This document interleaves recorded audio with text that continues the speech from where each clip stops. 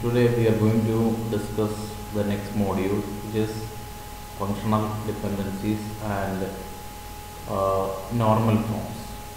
At this point in time, the module outline is like this: informal design guidelines for relational databases, and in that semantics of the relational attributes, redundant information in tuples, and update anomalies, null values in tuples and spurious tuples. These are the points which we are going to discuss today. And informal design guidelines for relational databases. As you know, in a relational database, everything is stored in the form of tables. In a table, you have a set of attributes,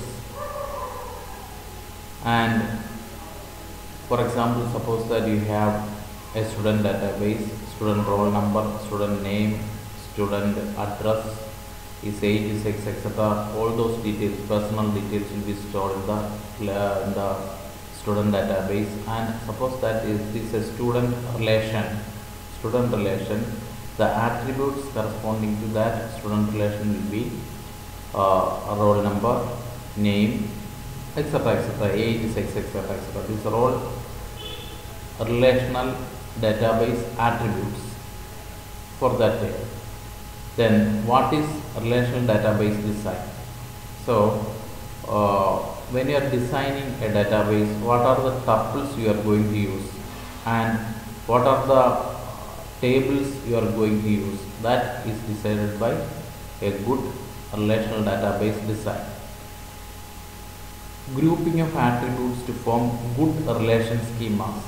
That means you have a set of attributes, and a set of attributes form a table, and what should be the content of each table? That is the point of discussion. Okay, two levels of relation schemas are there: logical user level view and storage based level relation. That we will discuss later. Design is concerned mainly with base relations, and what are the criteria for good base relations? Okay. We first discuss informal guidelines for good relational database model. That means if you have to design a good relational database, that means what are the tables you are going to create and what should be the attributes of each table, that is decided by the relational database design. So for that we have concepts like functional dependencies and normal forms. Normal forms are first normal form, second normal form, third normal form, voice code normal form, or BCNF. And additional type of dependencies, further normal forms, etc. we will discuss later. And semantics for relational attributes. So a number of guidelines are developed for good relational database design. The guideline number 1 is informally each tuple in a relation should represent one entity or relationship instance. That means that should be atomic. For example, attributes of different entities. That means if you have, suppose that you have a problem and you are going to develop a database for that. Suppose that if you are using your college database, college should be an entity. Entity relationship model we have already discussed, and entities means student is an entity, faculty is an entity, employee is another entity, then classes another entity, then departments another entity.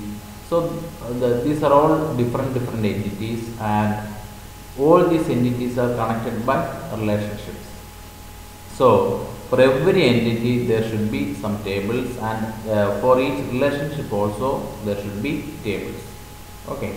For example, attributes of different entities like employees, departments, projects should not be mixed in the same relation. Employee is one entity, department is another entity, and project is another entity. Okay. You should not mix all these in the same relation. Okay, that is guideline number 1. That is each tuple in a relation should represent one entity or relationship instance. And if you are trying to connect two entities, then you should have relationship schemas, not entity schemas. Okay. Only foreign keys should be used to refer to other entities. What is a foreign key? In this relation, it is only a non-key attribute and it is acting as a key in some relation. That is a foreign key. Then next one is entity and relationship attributes should be kept apart as much as possible. So when we discuss and when we will do different exercises corresponding to this, you should be well aware of all these things, all these concepts. Okay. Now design a schema that can be explained easily relation by relation. The semantics of attributes should be easy to interpret.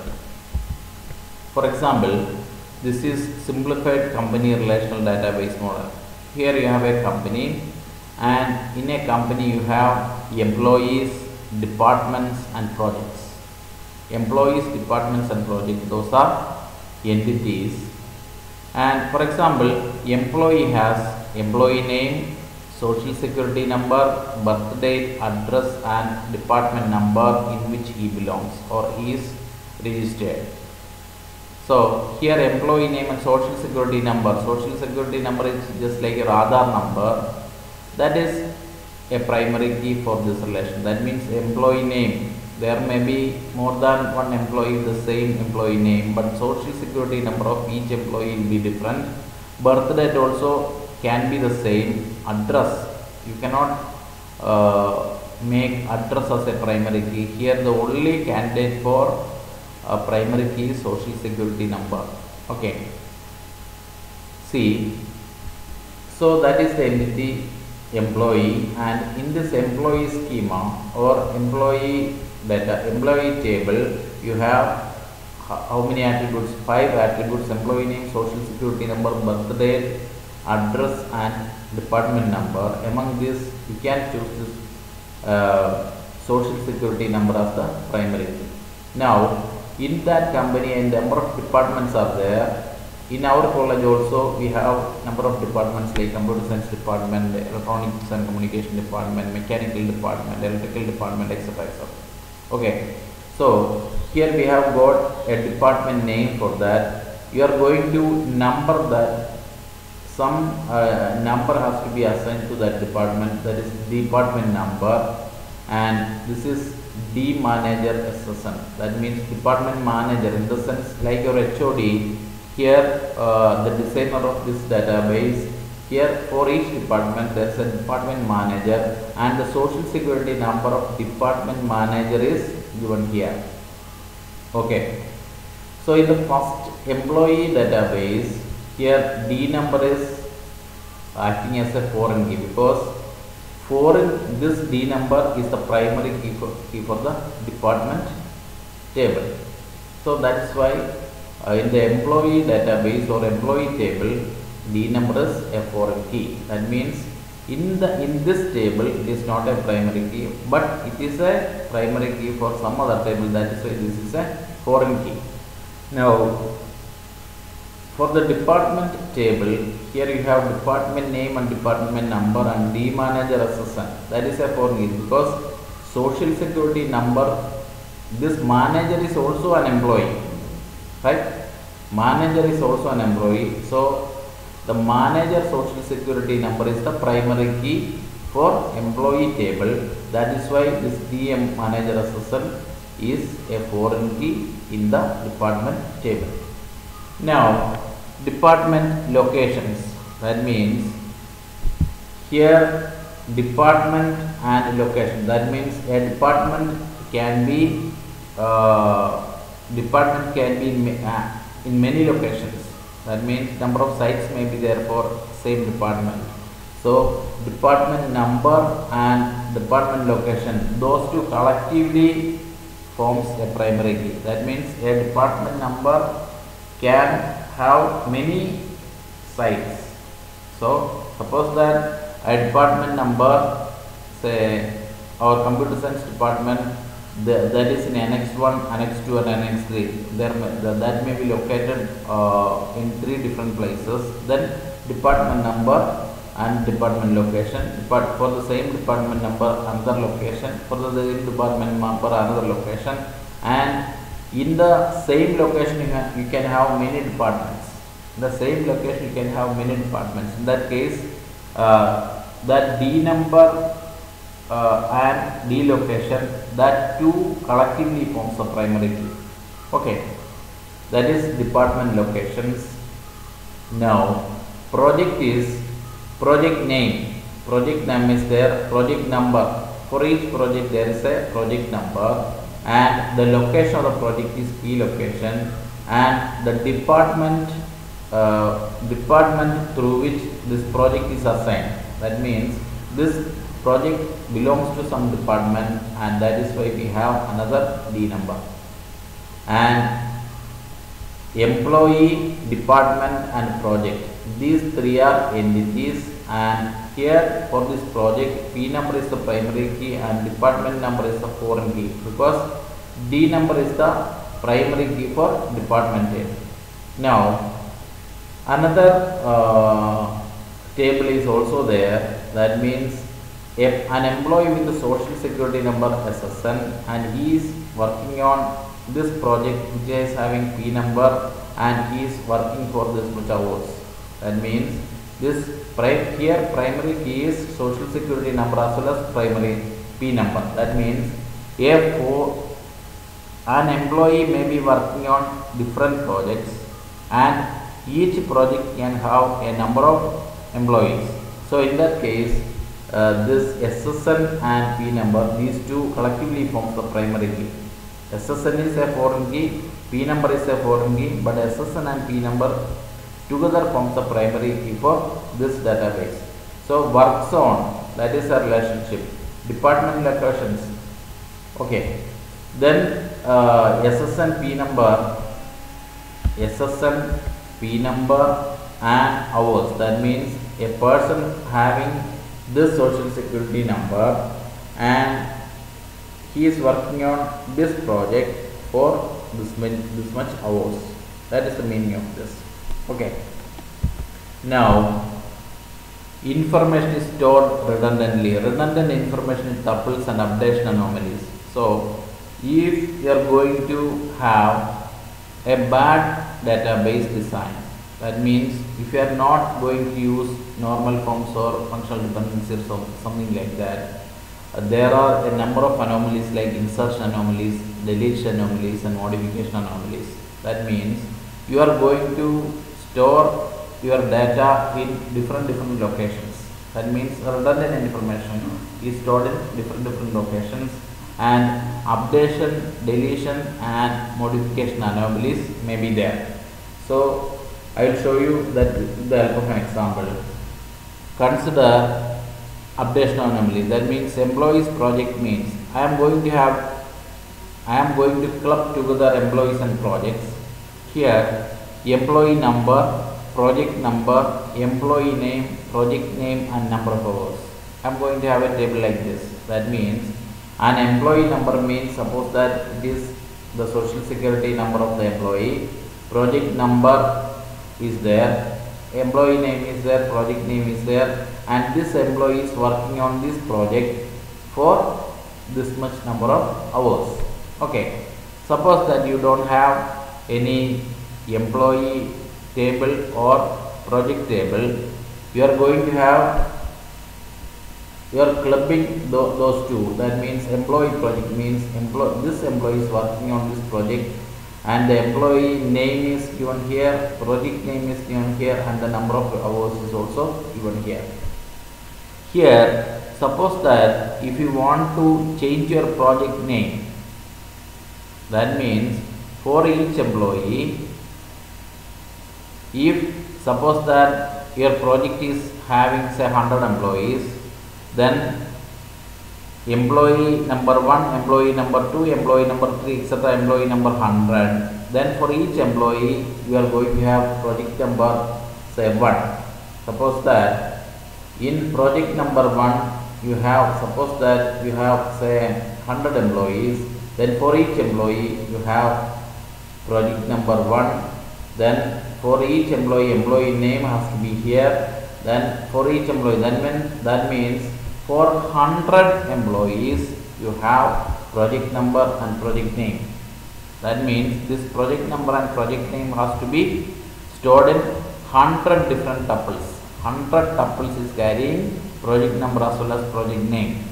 Then suppose that you are going to change your project name. Say the project name is billing now, and suppose that you are going to change that to customer account name.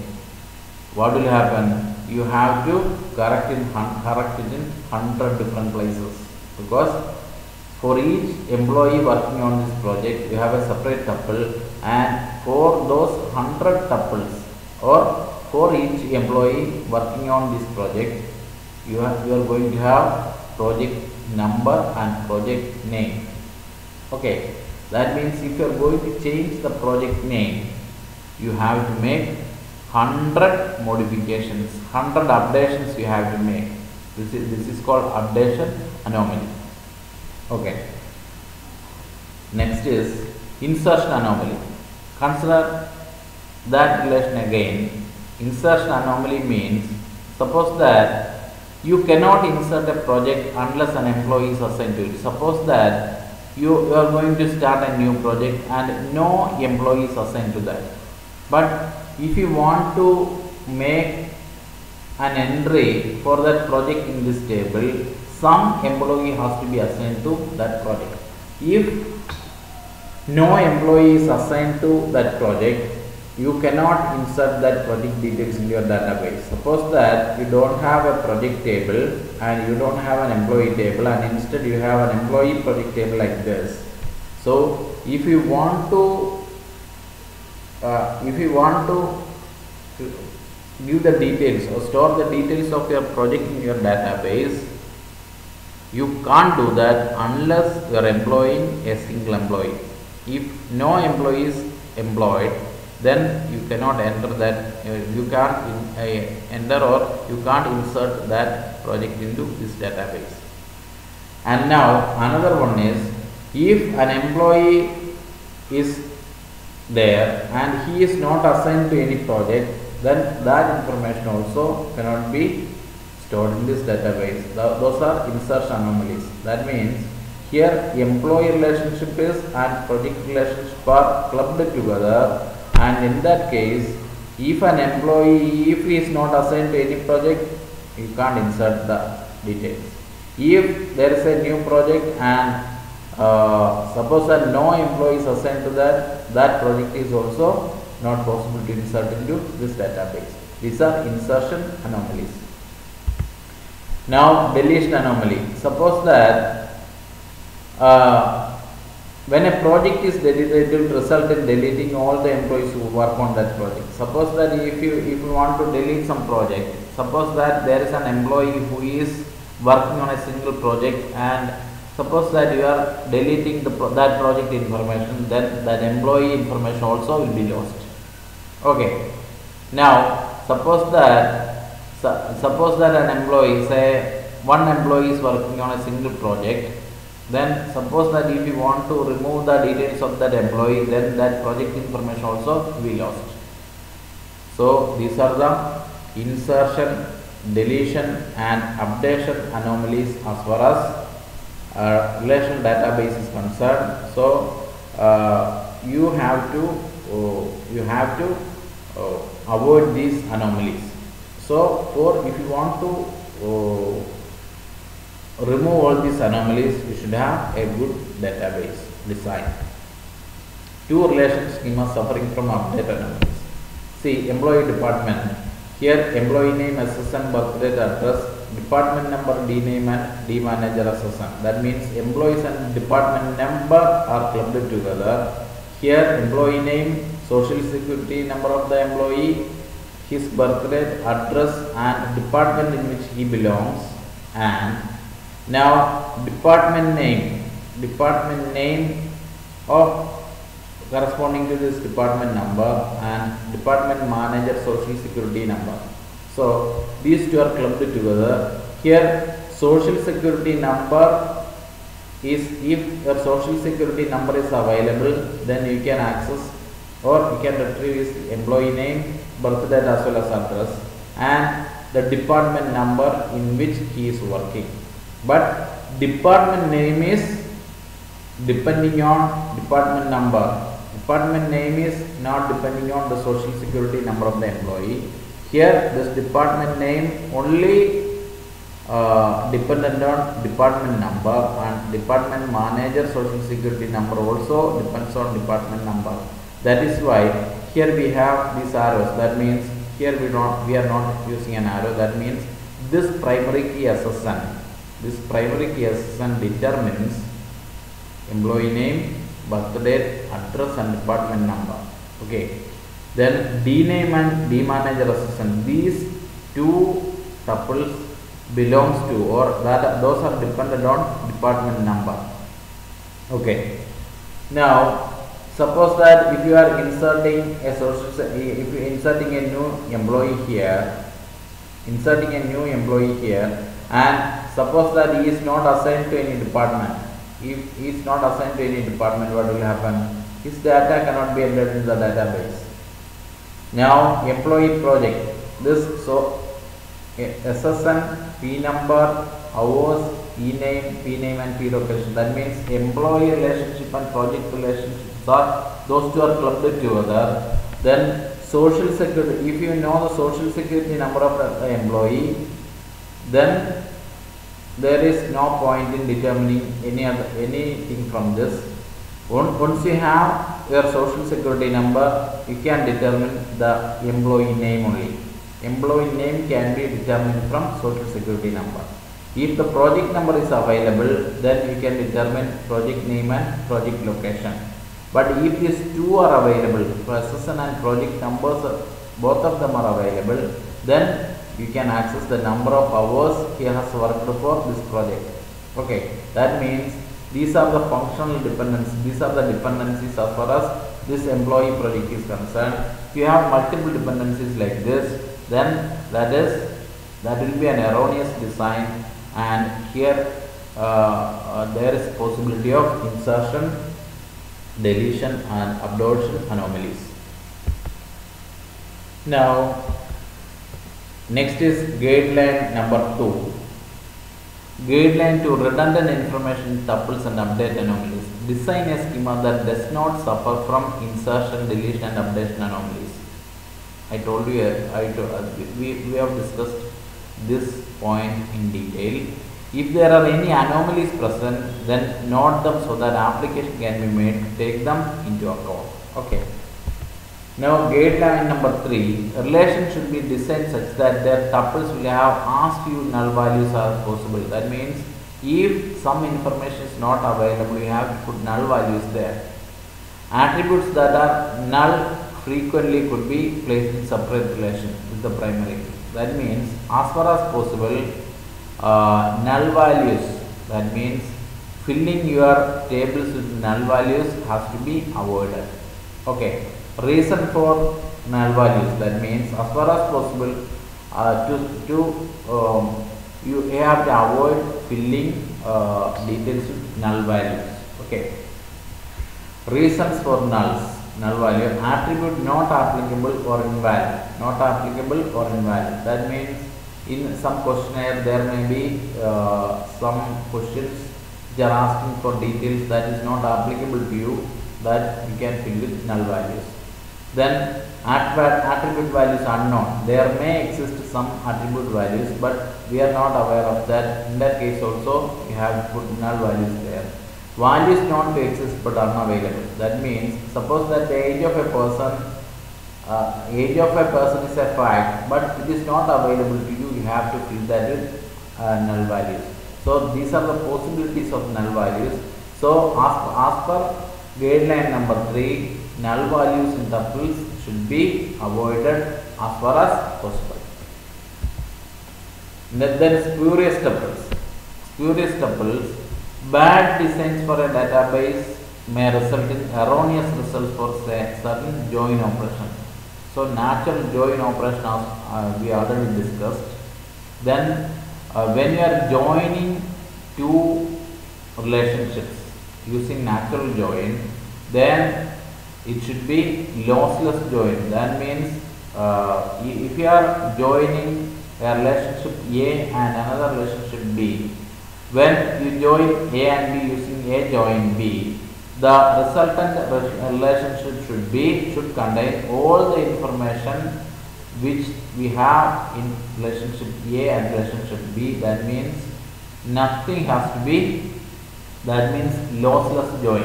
Lossless, that means when we are joining these two tables, then that should be lossless. Okay. Then and no additional information has to be given. That means okay. Then relation should be designed to satisfy the lossless join condition. No spurious tuple should be generated. That means if you have a relationship A and another relationship B, when you are joining these two, no additional information should be generated. Okay, no additional information should be generated when you are joining these two. Those are called spurious tuples. That means there is no meaningless tuples are called spurious tuples. Okay, no spurious tuple should be generated by doing a natural join of any relations. Okay, spurious tuples. There are two important properties of decomposition: non-additive or losslessness of the corresponding domain. That means when you are joining two relationships, then additional information should not be generated and that should be lossless. No information should be lost and no additional information should be generated. Then preservation of the functional dependencies. That means all the dependencies has to be preserved.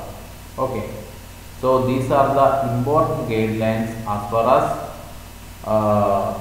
relational database design is concerned. Now in the next slide we are going to discuss functional dependencies. Okay, thank you.